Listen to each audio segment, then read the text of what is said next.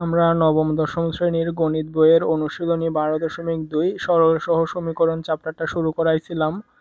আমরা এখানের মধ্যে সরল সহ সমীকরণ অর্থাৎ আমাদের যদি দুইটা সমীকরণ দেওয়া থাকে তাহলে আমরা সেই সমীকরণগুলোকে কোন কোন পদ্ধতিতে সমাধান করতে পারবো সেই পদ্ধতিগুলো নিয়ে আমাদের এই সরল সহ সমীকরণ চ্যাপ্টারটা। এই চ্যাপ্টারের মধ্যে আমাদের সমীকরণ যেগুলো দেওয়া আছে সেগুলোকে আমরা দেখতেছি তিনটা পদ্ধতি দেওয়া আছে সমাধান করার। প্রথমটা হচ্ছে প্রতিস্থাপন, তারপরেরটা হচ্ছে অপনয়ন, আর তারপরেরটা হচ্ছে আর গুণন পদ্ধতি। আমরা এক এক করে প্রতিটা পদ্ধতির ম্যাথগুলো করাইছি। প্রথমে আমরা শুরু করছিলাম প্রতিস্থাপন পদ্ধতি নিয়ে। ম্যাথগুলো করানোর সময় আমি আসলে বুঝাই দিয়েছিলাম যে আসলে ম্যাথগুলো কেমনে করে। প্রতিস্থাপন পদ্ধতির ক্ষেত্রে নিয়ম একটাই, আমাদের যে দুইটা সমীকরণ দেওয়া দেওয়া থাকবে সেগুলোকে প্রথমটাকে 1 নম্বর সমীকরণ আর পরেরটাকে 2 নম্বর সমীকরণ দিব। দেওয়ার পরে প্রথমে যে সমীকরণটা দেওয়া আছে সেখান থেকে এক্স এর মান বের করব। এক্স এর মান বের করলে সেটাকে 3 নম্বর সমীকরণ দিব। তারপরে এক্স এর যে মানটা বের হয়েছে সেটা আমরা 2 নম্বর সমীকরণের এক্স এর জায়গায় বসাই দিলে সেখান থেকে আমরা ওয়াই এর একটা মান পাবো। তো ওয়াই এর যে মানটা পাবো সেটা আবার 3 নম্বর সমীকরণ অর্থাৎ এক্স সমান যেটা পাইছি সেখানে বসাই দিলে এক্স আর ওয়াই এর মান পেয়ে যাব। সেটাই হচ্ছে আমাদের প্রতিস্থাপন পদ্ধতি।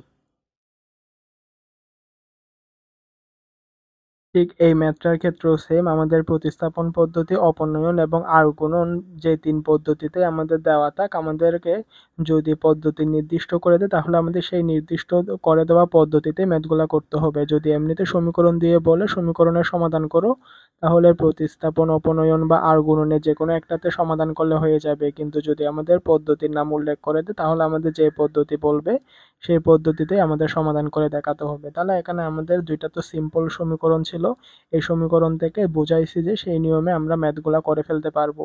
কিন্তু এখানের মধ্যে যদি আমরা দেখি যে এরকম ভগ্নাংশ আকারের সমীকরণ আছে তাহলে ভগ্নাংশ আকারের সমীকরণ থেকে সমাধান করা একটু কষ্টকর। ওজন্য আমরা এই ভগ্নাংশ আকারের সমীকরণগুলোকে এরকম নরমাল সমীকরণে নিয়ে যাব। তাহলে এখানে আমরা লসাগু নিয়ে ক্যালকুলেশন করে আমাদের যে ভগ্নাংশ আকারের যে দুইটা সমীকরণ সেখান থেকে আমরা নরমাল আকারের দুইটা সমীকরণ পাইছি। তাহলে প্রথমটাকে 1 নাম্বার আর পরেরটাকে 2 নাম্বার সমীকরণ ধরছি। ধরার পরে যে 1 নাম্বার সমীকরণটা আছে সেখান থেকে ক্যালকুলেশন করে পক্ষান্তর করে আমরা এক্স এর মান বের করছি। এখন এক্স এর যে মানটা বের করছি সেটা হচ্ছে 2 নং সমীকরণের এক্স এর জায়গায় বসাই দিলে সেখান থেকে আমরা ওয়াই এর একটা মান পাইছি। এখন ওয়াই এর যে মানটা পাইছি এটা এখানে এক্স ইজ ইকুয়াল টু দিয়ে যেটা পাইছি সেখানের মধ্যে বসাই দিলে আবার আমরা এক্স এর মান পাইছি। এরকম করে আমরা প্রতিস্থাপন পদ্ধতিতে এক্স আর ওয়াই এর মান বের করছি। এক্স এর মান পাইছি 6/5, ওয়াই এর মানও পাইছি 6/5।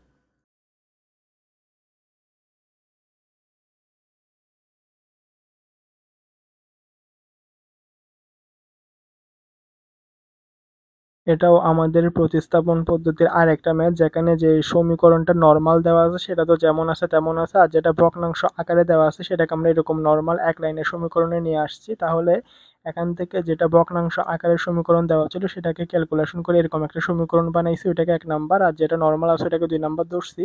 ধরার পরে আর বাকিগুলো সেম, 1 নম্বর সমীকরণ থেকে পক্ষান্তর করে এক্স এর মান বের করব। সেই এক্স এর মানটা এখানে 2 নম্বর সমীকরণের এক্স এর জায়গায় বসাই দিলে সেখান থেকে আমরা ওয়াই এর একটা মান পাবো। সেই ওয়াই এর মানটা আবার এক্স সমান যেটা পাইছি ওখানে বসাই দিলে আমরা এক্স আর ওয়াই দুইটার মানই পেয়ে যাব। তো ওরকম করে আমরা এখানে যে 3 নাম্বার সমীকরণটা দেওয়া ছিল সেটা 3 নাম্বার ম্যাথ, সেই ম্যাথের মধ্যে আমরা এক্স আর ওয়াই এর মান বসাই দিয়ে প্রতিস্থাপন পদ্ধতিতে এক্স এর মান পাইছি এ আর ওয়াই এর মান পাইছি বি। তাহলে আমাদের প্রতিস্থাপন পদ্ধতির ম্যাথ বোঝা শেষ।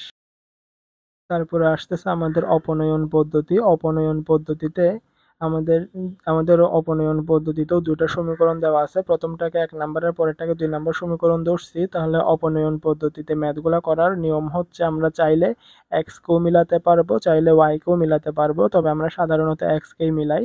তাহলে আমরা এখানে দেখতেছি প্রথম সমীকরণে এক্স এর সহগ 7, ওই জন্য আমরা 2 নং সমীকরণকে 7 দ্বারা গুণ দিব। তারপর 2 নং সমীকরণে এক্স এর সহগ 9, ওই জন্য আমরা 1 নং সমীকরণকে 9 দ্বারা গুণ দিব। তাহলে 1 নং সমীকরণকে 9 দ্বারা গুণ দিলে 7 নং 63, 2 নং সমীকরণকে 7 দ্বারা গুণ দিলে 7 নং 63। তাহলে আমরা এরকম এক্স কে মেলানোর চেষ্টা করব। তাহলে আমরা এখানের মধ্যে অপনয়ন পদ্ধতিতে ম্যাথগুলো করার ক্ষেত্রে প্রথমটাকে 1 নাম্বার আর পরেরটাকে 2 নাম্বার দিব। তারপরে 2 নাম্বার সমীকরণের এক্স এর সহগ দ্বারা 1 নাম্বার সমীকরণকে গুণ দিব। 1 নং সমীকরণের এক্স এর সহগ দ্বারা 2 নং সমীকরণকে গুণ দিব। গুণ দিলে নতুন আর দুইটা সমীকরণ পাবো, ওগুলাকে 3 নাম্বার আর 4 নাম্বার ধরবো। তাহলে আমরা এখন এই 3 নাম্বার আর 4 নাম্বার সমীকরণ বিয়োগ করব। আমরা জানি বিয়োগের ক্ষেত্রে নিচে চিহ্নের পরিবর্তন হয়। এটা এখানে +63 ছিল, ওইজন্য এটা -63 হইছে। মাইনাসটা প্লাস হইছে, প্লাসটা মাইনাস হইছে। হ্যাঁ, বিয়োগের ক্ষেত্রে এখানে নিচে চিহ্নের পরিবর্তন হয়। তাহলে আমরা এখানের মধ্যে ক্যালকুলেশন করে y এর মান পাইছি -1। তো এটা এখানে যে 4টা সমীকরণ পাইছি, 4টা থেকে যেকোনো একটাতে বসাইলেই আমরা x এর মান পেয়ে যাব। ঠিক এটাও সেম, এটাও প্রতিস্থাপন পদ্ধতির আরেকটা ম্যাথ। আমরা প্রথম ম্যাথটা যেরকম করে করছি, সেকেন্ড ম্যাথটাও ঠিক একই রকম নিয়মেই করছি। আমাদের যে দুইটা সমীকরণ দেওয়া ছিল, একটাকে 1 নাম্বার আর আরেকটাকে 2 নাম্বার ধরছি। ধরার পরে এখানে 1 নং সমীকরণে x এর সহগ 7, ওইজন্য 2 নং সমীকরণকে 7 দ্বারা গুণ দিছি। তারপরে হচ্ছে 2 নং সমীকরণে x এর সহগ 5, ওইজন্য 1 নং সমীকরণকে 5 দ্বারা গুণ দিছি। 1 নংকে 5 দ্বারা গুণ দিলে 5 7 35, আর 2 নংকে 7 দ্বারা গুণ দিলে 5 7 35। তাহলে আমরা সবসময় চেষ্টা করব x এর সহগ মেলানোর। হ্যাঁ, একটা সমীকরণের x এর সহগ দ্বারা আরেকটা সমীকরণকে গুণ দিব, তারপর ওই সমীকরণের x এর সহগ দ্বারা আবার এটাকে গুণ দিব। তাহলে আমরা 1 নং সমীকরণকে গুণ দিছি 5 দ্বারা, 2 নং সমীকরণকে গুণ দিছি 7 দ্বারা। তাহলে 5 7 35, 5 7 35। আমরা এরকম সবসময় x এর সহগকে মেলানোর চেষ্টা করব। তো তারপরে গুণ দেওয়ার পরে নতুন আর দুইটা সমীকরণ পাইছি 3 আর 4। এখন যদি আমরা এগুলাকে বিয়োগ করি, তাহলে আমরা জানি বিয়োগের ক্ষেত্রে নিচে চিহ্নের পরিবর্তন হয়। প্লাসটা মাইনাস, মাইনাসটা প্লাস, আর মাইনাসটা প্লাস। এরকম বিয়োগের ক্ষেত্রে নিচে চিহ্নের পরিবর্তন ঘটে। মাইনাস থাকলে প্লাস হয়ে যায়, প্লাস থাকলে মাইনাস হয়ে যায়। তাহলে ক্যালকুলেশন করে y এর মান পাইছি 2। ওই 2টা এখানে 4টা সমীকরণে যে কোনো একটাতে বসাই দিলে আমরা x এর মান পেয়ে যাব। তাহলে x এর মান 1, y এর মান 2। এটা অপনয়ন পদ্ধতির লাস্ট ম্যাথ। তারপরে আমরা আর গুণন পদ্ধতিতে চলে গেছিলাম। তো এখানের মধ্যেও সেম, আমরা সবসময় চেষ্টা করব যে এক্স এর সহগ মেলানোর। তো এখানে এক্স এর সহগ একটা আছে এ স্কোয়ার আর একটা আছে এক্স এর সহগ এ। তাহলে আমরা প্রথমটাকে যদি এ দ্বারা গুণ করি, তাহলে আমরা এ স্কোয়ার পেয়ে যাচ্ছি। তো এরকম গুণ করছি, করার পরে নতুন যে দুটো সমীকরণ পাইছি সেই দুটো সমীকরণকে বিয়োগ করছি। বিয়োগ করার পরে জাস্ট সিম্পল ক্যালকুলেশন করে y এর মান পাইছি। y এর মানটা এখন এই 4টা সমীকরণে যে কোনো একটাতে বসাই দিছি। বসাই দেওয়ার পরে আবার x এর মানও পাইছি। তাহলে আমরা x এর মান পাইছি এটা, y এর মান পাইছি এটা।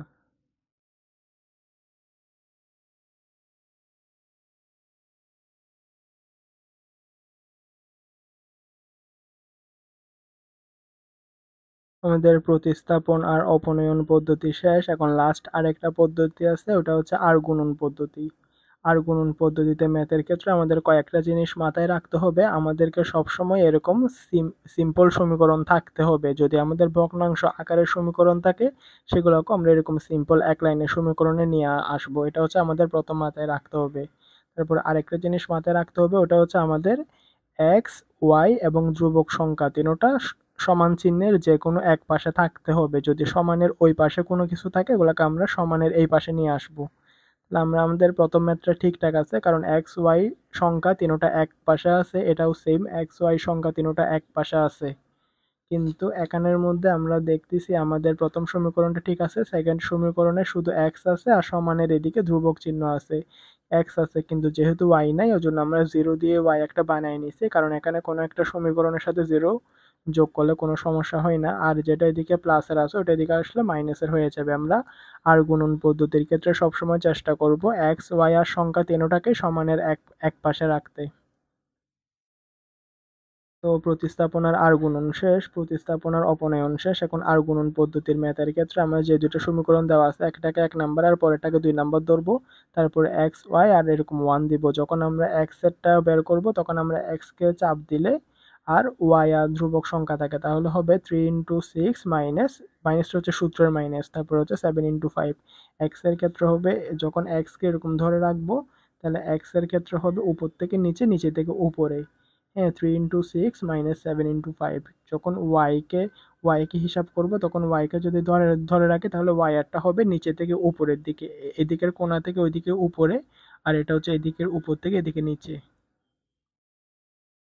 তাহলে ওয়াই এর ক্ষেত্রে ক্যালকুলেশন করলে এটা হবে 4 ইন্টু 5 মাইনাস 2 ইন্টু 6।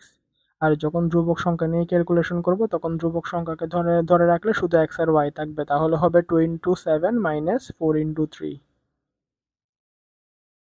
এরকম করে ক্যালকুলেশন করে আমরা এক্স আর ওয়াই এর মান বের করে ফেলছি। ঠিক এদিকে 8 নাম্বার সমীকরণের ক্ষেত্রেও সেম, এক্স ওয়াই ধ্রুবক সংখ্যা তিনোটা এক এক পাশে আছে, তাহলে আমরা একটাকে 1 নাম্বার আর পরেরটাকে 2 নাম্বার ধরছি। ধরার পরে যখন এক্স নিয়ে কাজ করব তখন এক্সকে হিসাবের বাইরে রাখবো। এক্সকে হিসাবের বাইরে রাখলে ওয়াই আর ধ্রুবক সংখ্যা থাকে, তাহলে হচ্ছে -5 × -1, তারপর সূত্রের মাইনাস -3 × 9।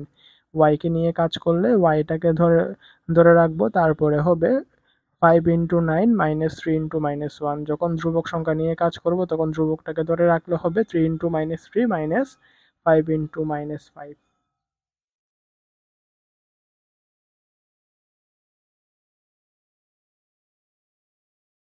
আর গুণন পদ্ধতি ম্যাথে সবগুলা নিয়মই সেম। ম্যাথ একটা বুঝতে পারলেই সবগুলা বোঝা হয়ে যায়।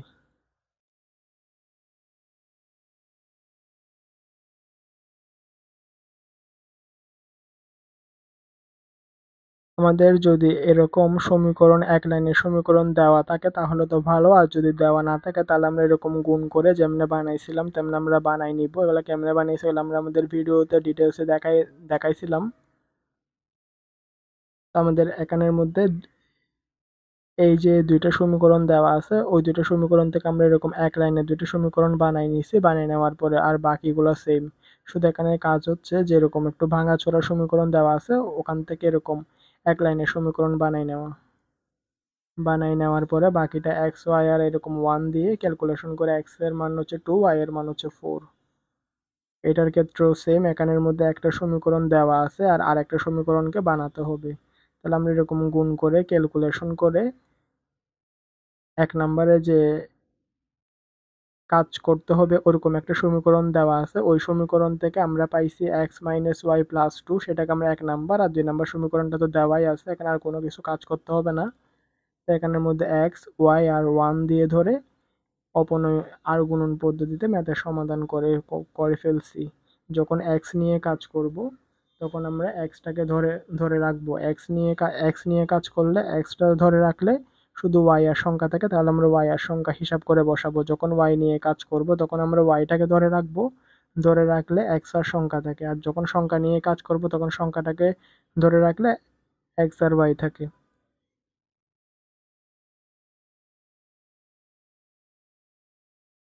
মোটামুটি সহজ আছে, আশা করি বোঝা আসছে।